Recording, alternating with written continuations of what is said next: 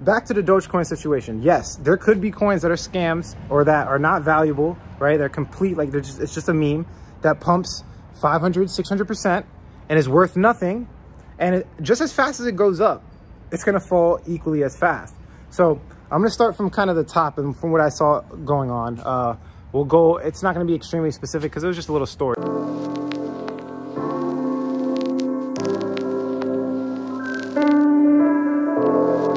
So if you guys don't know what happened, essentially there's this Reddit forum, it's pretty popular, called Wall Street Bets.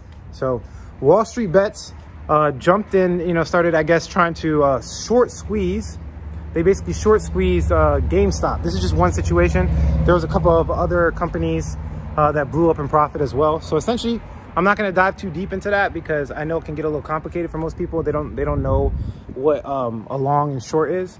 But very simply put, essentially, there were some hedge funds that were trying to push the price of GameStop down, right? And the reason, because it's becoming obsolete. Like GameStop, no one really uses it anymore. Personally, when I buy my games, I'm buying it like online, the digital version. I don't really go into GameStop. I buy it on Amazon, like if I want a controller or something.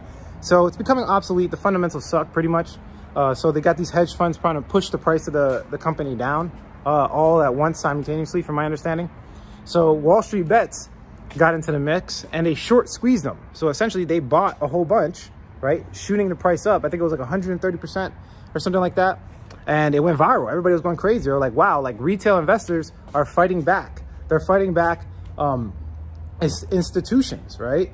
They're actually becoming relevant. They know what they're doing now. And it's because, from my understanding, in the world, we have access to all the same tools. Back in the day, quant hedge funds and stuff like that, they have like super powerful computers and you can't really compete with them, right? And hedge funds, you can't really compete with them. They got too much money. But now they're getting together, right, with, in this case, Wall Street Bets and Reddit, and they're fighting back. And that wasn't the controversial part. The controversial part was that there was a lot of exchanges, including one of the biggest ones, Robinhood, that literally halted investing for the coins that were quote unquote manipulated, right? So this is where manipulation at its finest. This is where centralized intermediaries are the issue, right? I keep telling you guys, decentralization is the new future because no one can control it. It's a free market. It's a free market. You got all these guys coming out the woodwork saying, oh, it's manipulation. These guys were just trying to manipulate hedge funds. They were taking advantage of hedge fund. Does that even sound normal? Let me ask you guys that question. Does that sound normal? They're trying to manipulate hedge funds. This is the good lighting right here. They're trying to manipulate hedge funds. Hedge funds have been manipulating people for since it started. That's the point. If you guys don't understand the market, right? If you believe that, think, right? Just think a little bit. How does this money game work? If you didn't understand this concept, you need to take your money out of cryptocurrency. But this is how the money flows. Essentially, trading is a zero-sum game. Okay, it's zero-sum. And what does that mean? That means there's no value creation when you trade from point A to B. There's no innovation. There's no product. Essentially, the only thing you're doing is you're snatching money away from somebody else. When there's a winner, there has to be a loser. Zero-sum game, right? And who has been consistently the winners since like the history of finance?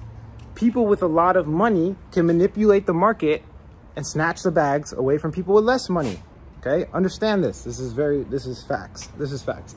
And they've been doing it for a very long time. You got banks manipulating people, right? You have funds, of course, manipulating people. You have rich people manipulating people, right? You have governments manipulating people. 2008 financial crisis, they got bailed out. Right now, currently, you could even say the government's manipulating people by printing all this money and giving the mass majority to corporate, bailouts, corporate buybacks. They're giving it to, there's so many issues in the financial system. It is controlled, essentially. It's controlled. And this is the perfect representation of that. If you don't get with it, you will get left behind. Thanks for watching this video, guys. Catch you in the next one.